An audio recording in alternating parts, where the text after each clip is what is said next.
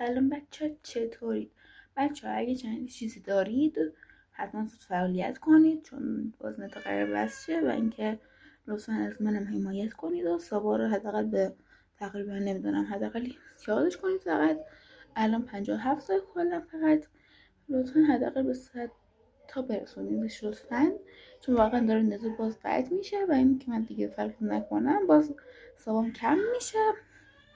و اینکه لطفا حمایت کنید. اگه چنین چیزی دارید فوراً توی چنلتون چیز حتما ویدیو ولاگ و هر تا میتونید هر کار میخواید کنید هستید، چون فیلتر یعنی قرار باز قطع شه.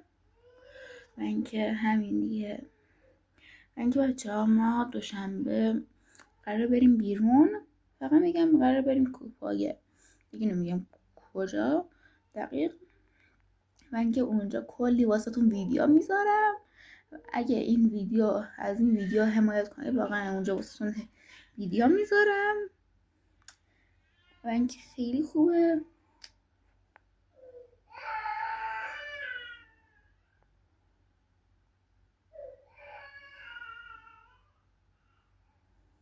و اینکه تو کامنت واقعا بگید که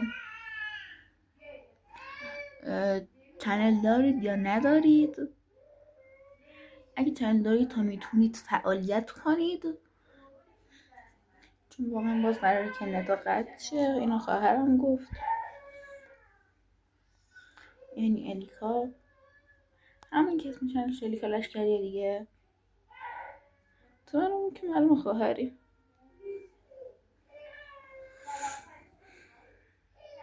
و اینکه حتما لایک و سابسکرایب و کامنت فراموش نشه. و اینکه بچه ها من ما دوشنبه که میخوایم بریم بیرون، نمیدونم دقیق ساعت چند میخوایم بریم، ولی من ویدیو میکاپ واسهتون میذارم که میکاپ میخوام کنم. البته این واقعا فیلتر چهره واقعی خودم نیست، اما چهره واقعی من باز وقتی این کار میکنم نمیدونم چرا، ولی خب. و اینکه این ریمل میتونم بزنم که موجه هم همینقدر شه، ولی لنز ندارم. مهم نیست حالا خیلی هم، ولی چشم در از مشکیه. اینکه تا یه ولاگ دیگه با من خدافظ. اگه دوست دارید واسهتون مینی ولاگ بگیرم توی کامنت ها بگید، مثلا سریع واسهتون میکاپ کنم، میشه مینی ولاگ دیگه. منظورم این بود 2 تا لباس پوشش بهتون نشون بدم. تا یه ولاگ دیگه با من خدافظ. لایک و کامنت و سابسکرایب فراموش نشه.